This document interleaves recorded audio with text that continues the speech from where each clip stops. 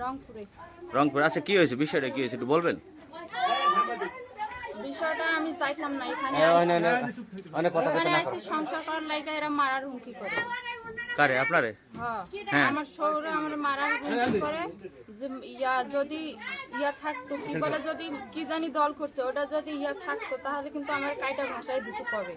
তোর মতন মেরে এখানে দুদিনও আমি রাখতাম না। অনেকভাবে মারার হুমকি দেয়, আবার ওনার পোলারে দেখি মানে খারাপ মন্তব্য দেয়, আমি শুনি। ওইসব আমার উপরে যাই এমনিতে টর্চার করে, মারাডাঙ্গা করে। চেন লইয়া গেছে একদিন মারার লাইগা, তো দুটো মার দিছে। পরে আমি কইতেছি যাইতে কয়, আমি যাবো না। তারপর কাছে আচ্ছা আমি যাবো, তারপর আসছি।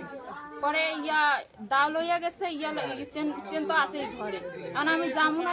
যাওয়ার লাগে এখনো টর্চার করতেছে আমার উপর। পরে কইতেছি যে আমি যাবো, এরপর ওখানে হয়েছে আমি আসি। আমার নাম মোহাম্মদ কামাল হোসেন, আউলিয়াপুর 6 নং ওয়ার্ড।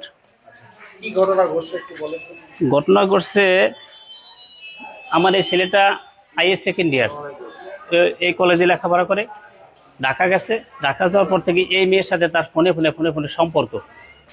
এই সম্পর্ক হওয়ার পর এই মেয়ে এই ছেলেটাকে নিয়ে আটটাই বিয়ে করাইছে। বিয়ে পড়ানোর পর থেকে আমি বলছি যে তোরা আর চাইতে বিয়ে যখন করিয়ে ফেলছো তাহলে দেশে আসো। ঈদের একদিন আগে তারা দেশে আসছে। দেশে আসার পর থেকে তার বাবা মারে খুঁজছি, আত্মীয় স্বজন কেউ ফোন নম্বরই আমার দিতেছি না। একটু আর ফোন নম্বর পাইছিলাম ওর ফুফতো ভগ্নিপতির, তো ওই ফোন নম্বরে তারে বাবা মা বোন বোনাই সবাইরে পাওয়া গেছে, এবং ওর আগে স্বামীরও পাওয়া গেছে। 2টা সন্তান, একটা মেয়ের বয়স হলো 8.5 বছর আর ছেলেটার বয়স হলো 5 বছর।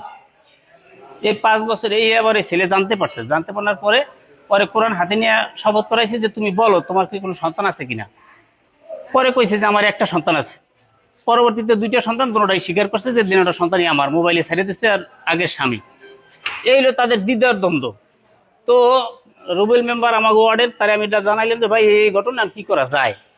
পরে রুবেল মেম্বার কাগজ বসার পরে তারা সিদ্ধান্ত করছে যে দেখো তুমি তোমার বাবা মারে নিয়ে আসো, তোমার 1 লাখ আমরা রাখতে পারতেছি না। তোমার বাবা মা যদি আয় তো সমাজতা এখানে পয়সা যদি এটা সমানভাবে দিতে পারে তাহলে আমরা হয়তো গ্রহণ করে নিতে পারবো। এই কথার পরে আজকে তাদের যাওয়ার প্রোগ্রাম ঢাকা। আমরা সময় বাজারে অনেক গেছি, সবসময় লঞ্চঘাট থাকি। এরা ওই ছেলেটা ওর বল খেলার অভ্যাস ভালো। এই বিকাল 5টা